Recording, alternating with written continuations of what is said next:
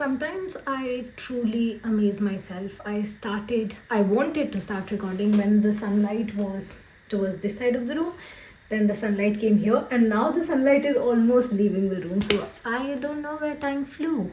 Hi everyone, welcome back to my channel. And in today's video, we are going to be talking about books. How to get started with your reading journey and the books that will help you make this process much easier because reading can be daunting and boring. So in this video, we'll talk about books that are fun, books that are interesting, books that will help you develop reading as a habit and all the other great things about books. So I've listed the whole video into segments of different genres. I'll leave them on screen if you want to see the recommendations of that particular sector. But other than that, keep on watching. I will start with the first category, which is autobiographies. There's a lot of autobiographies, and all the autobiographies written or biographies written are very inspiring. That's why they're there on the bookshelves. I'd like to recommend these two. The first one is The Diary of a Young Girl by Anne Frank. And I wouldn't be surprised at this point if everyone on earth has read it already. And if you have read it, then you know how amazing the book is. But by any chance, if you haven't read it or were never interested and now you would like to start reading, I think this could be a great place to start. So it's a book of writings of a girl called Anne Frank who wrote her diary during the Holocaust times when she was in hiding during the Nazi occupation. So it's basically a historical memoir. It is a very, very heartbreaking book, but at the same time, it gives you so much courage, so much strength. It's unbelievable. It's a book about how she's all the time at odds with herself and how she's always struggling with her inner conflict and just trying to find that one good thing in life and that one ray of hope that she's going to survive. It's a really interesting book. It's a really beautiful and inspirational book, and it reflects on positivity, it reflects on inner strength and courage, and I think everyone should read it. The next book in the same category I want to talk about is called Everything I Know About Love by Dolly Alderton. It's a memoir by a British journalist. The book is about navigating through your 20s as a woman in this world. It's a very fast read through book. It's very fun book. It's very humorous, and the book has a sort of personality that makes you want to read more and more, and it's really enjoyable at the same time. And this book is a must read for anyone approaching their 30s or newly into their 30s, and for girls for sure of all ages. So yeah, very, very good book. Next category is fiction. First one in that category is the Harry Potter book series. Where do I start? Where do I begin?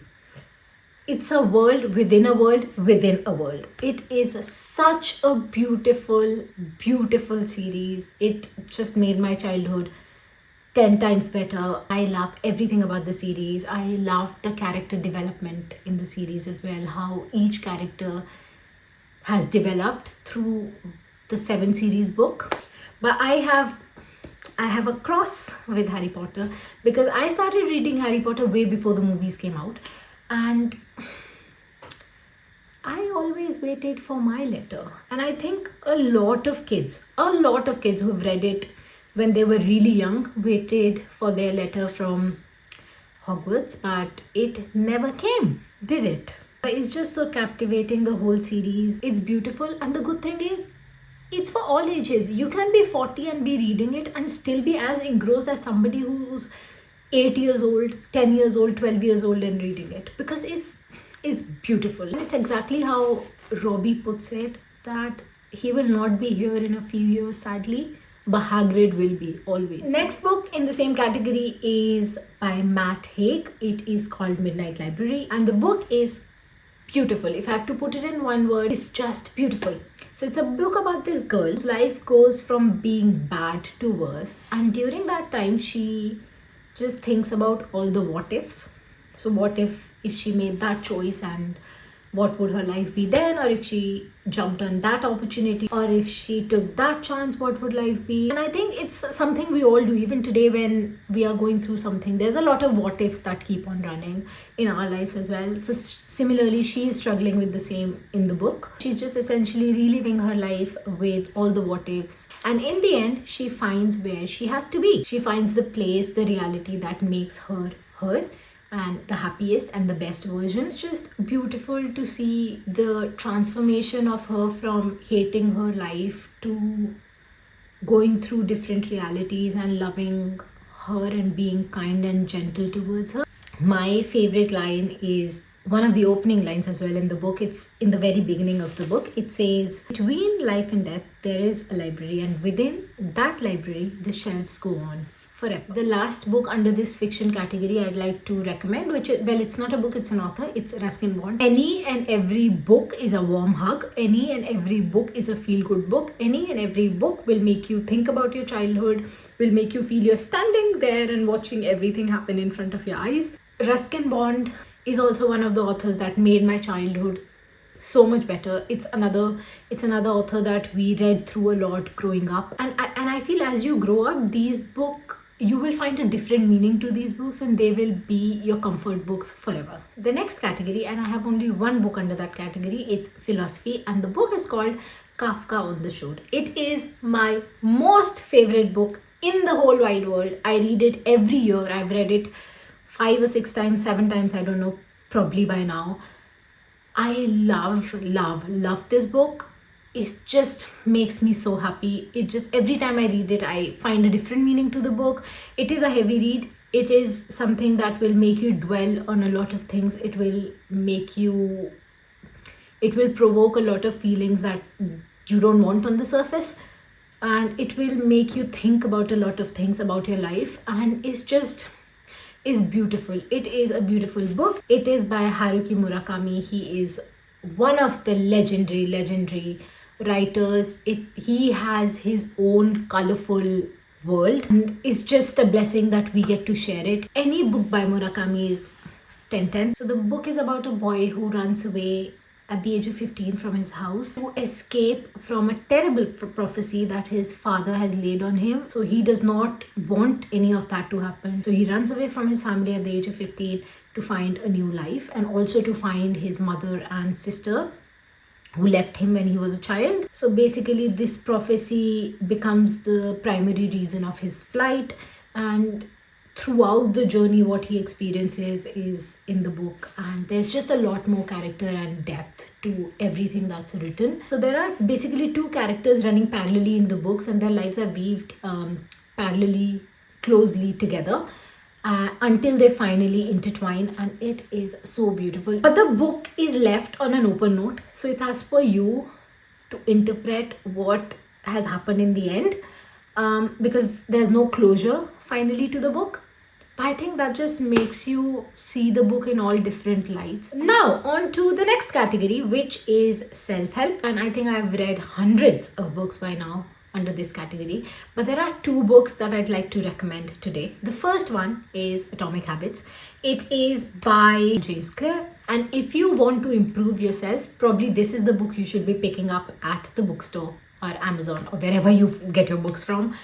This book just talks about improving yourself 1% each day. So by the end of the year, you're 37% better. So basically, it's just like how compound interest works. Every day, you're building up, stacking up, and in the end, you'll see a big result. And it follows 4 simple and basic rules. Make it obvious, make it attractive, make it easy, and make it, I think, satisfying. I think that's the 4th rule. If you follow these 4 rules in the habit that you're trying to inculcate, it's going to become easy and magic. There is a very famous saying that books are like people, in the sense they'll turn up in your life when you need them. And this book, I read it earlier this year. It's called The Dopamine Detox, and oh, I've needed that book. It just feels this book was actually made for me. I don't think I have a lot to say about this book. As the name suggests, it's about dopamine detox.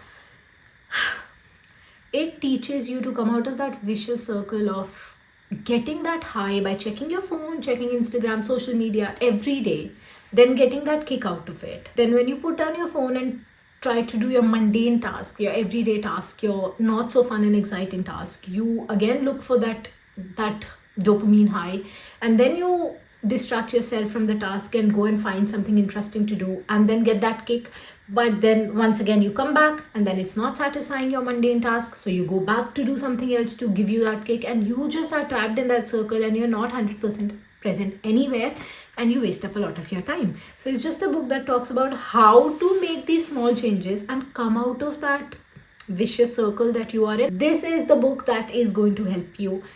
10 recommend. But the second last category, it's about women, it's about feminism, it's about women upliftment, women empowerment, whatever you want to call it. I feel strongly about it, and that is why I've included these two books. So the first book is by Perez, and the book is called Invisible Women. It's a book that exposes the data bias in the world we live in that is created by men for men, and how women just struggle in that world. Just depicts that adverse effects on women by this data bias. That just shows that even today, till today, women remain invisible in all spheres of life, not only some but all. For example, in peace negotiations, for transportation industry, for healthcare, women are just not accounted. It's a book of facts and figures. It's not a shot up in the air in the blank space. It is really research-driven book that highlights and documents persistent gender inequality in today's world. And I think everyone on the face of this earth should read Invisible Women. The next book is Women Don't Owe You Pretty. It's Florence Given. What a book, what a woman. She's unapologetically woman. I think every woman, all of us should strive to be that. Not her, but unapologetically women. And I'm not sure if you're aware of the term, but the term really means women who are not afraid of their identities, who are not afraid of their values, and they are unapologetically themselves, authentically themselves, and they don't need validation from the world at all to be happy and to be what they are. And that's what the book talks about. It's a beautiful, fierce, to the point book, and I think everyone should read that book. So the next and the last category, I would like to call it therapy. I have two books in the same category. The first one is I Want to Die, but I Want to Eat Tteokbokki, and I Want to Die, but I Still Want to Eat Tteokbokki, by the same author. These are two different books by the same author called Baek Sehee. It is a part memoir, it's a part self-help, but I also would like to call it part therapy in a book. It's a book that you keep close to you. On the days you don't feel good, you don't feel nice, you feel anxious, you feel a bit depressed, you feel sad, and you feel there's this grey cloud over you, this is the book you reach out to. It's just a very beautiful book. It will make you... I have laughed, I've smiled, I've cried, I've literally cried my eyes out reading this book at certain sections. It just makes you stop and think about a lot of things, which is, we love that. We love that. To go and see the not so beautiful parts of our brain, but it really helps you out of those parts as well. I think I've read it somewhere on the internet that if therapy is too expensive for you to find, this is the book you should consider instead of therapy. Obviously it's not personalized, but it will still, I think, help you a lot. The author who is struggling with depression, and she goes into therapy and she documents her whole therapy journey in hope to get better, whilst dissecting her life like one action at a time to find the answers. The next and the last book is by two Japanese authors. One of them is also a psychologist, if I'm not mistaken. It is called The Courage to be Disliked. It's a book that is written in the form of a dialogue between a philosopher and a young boy, his student, who goes to the philosopher to seek answers about life, about the purpose, about happiness.